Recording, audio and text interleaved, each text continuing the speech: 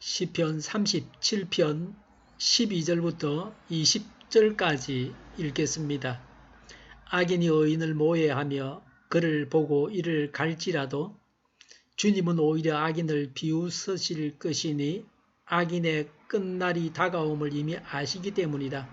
악인들은 칼을 뽑아 치켜들고 또 활을 당겨서 비천하고 가난한 사람들을 쓰러뜨리며 자기 길을 똑바로 걷는 사람을 죽이려고 하지만 그 칼에 오히려 자기 가슴만 뚫릴 것이니 그 활도 꺾이고야 말 것이다. 의인의 하찮은 소유가 악인의 많은 재산보다 나으니 악인의 팔은 부러지지만 의인은 주님께서 붙들어 주신다.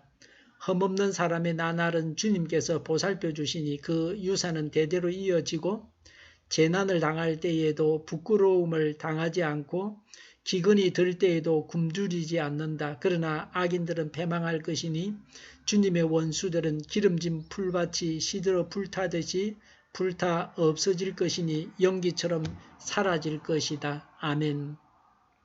악인을 무서워하지 말아야 합니다. 12절에 악인이 의인을 모해하며 그를 보고 이를 갈지라도 라고 했습니다. 악인이 의인을 모함하고 해칩니다. 거짓말까지 하면서 모함합니다. 악인들은 신자들의 가치관과 삶의 자세가 자신들과 다르다고 공연히 미워합니다. 같이 술 마시고 담배 피우지 않는다고 미워합니다. 주일에 놀러 가자는데 같이 가지 않고 교회 간다고 싫어합니다. 13절에 주님은 오히려 악인을 비웃으실 것이니 악인의 끝날이 다가옴을 이미 아시기 때문이다 라고 했습니다. 하나님은 악인을 비웃으십니다. 악인이 곧 망하기 때문에 비웃으십니다. 악인의 뜻대로 되는 세상이 아닙니다. 14절 15절에 악인이 칼과 활로 의인을 죽이려고 하지만 오히려 악인이 그 칼에 자기 가슴만 뚫리고 맙니다. 그 활도 꺾이고 맙니다. 악인이 의인을 죽이려고 한 칼에 자신이 찔려 죽습니다. 악인이 행하는 악이 악인에게 되돌아옵니다. 부메랑입니다. 선을 행하면 선한 것을 받고 악을 행하면 악한 것을 받습니다. 누워서 침을 뱉으면 자기 얼굴에 떨어집니다. 남에게 축복을 하면 자신이 복을 받습니다. 남을 저주하면 자신이 재앙을 당합니다. 남이 먹는 음식에 독을 넣었다가 자신이 그 독을 먹고 병들거나 죽습니다. 이 세상에서 이 말씀과는 정반대로 악인이 흥하는 것을 보지만 그것은 잠시뿐입니다. 하나님은 악인을 이 말씀에 기록된 대로 심판하십니다. 그래서 악인을 무서워하지 말아야 합니다. 하나님은 의인과 악인을 달리 대하십니다. 17절에 악인의 팔은 부러지지만 의인은 주님께서 붙들어 주신다고 했습니다. 악인의 팔은 힘, 강함을 의미합니다. 악인의 팔은 악인들이 의지하는 부나 권력을 말합니다.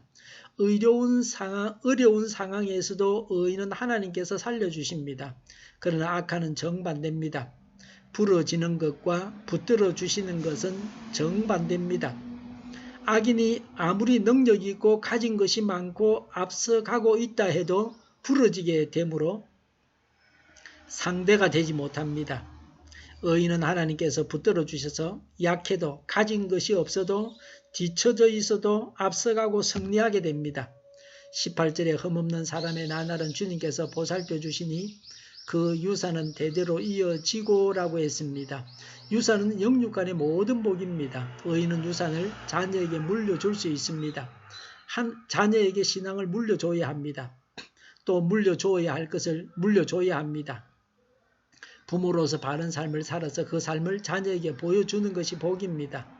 언젠가는 자녀도 부모를 본받아서 훌륭한 삶을 살 것입니다. 19절에 재난을 당할 때에도 부끄러움을 당하지 않고 기근이 들 때에도 굶주리지 않는다고 했습니다. 의인은 재난을 당해도 부끄러움을 당하지 않습니다. 의인은 기근이 들어도 먹거리가 있습니다. 어려운 처지에서도 하나님께서 살려주십니다. 끊임없이 하나님의 은총을 공급받습니다. 그러나 악한은 정반대입니다. 하나님을 떠난 북한은 먹을 것이 없습니다. 그래서 더욱 불쌍합니다.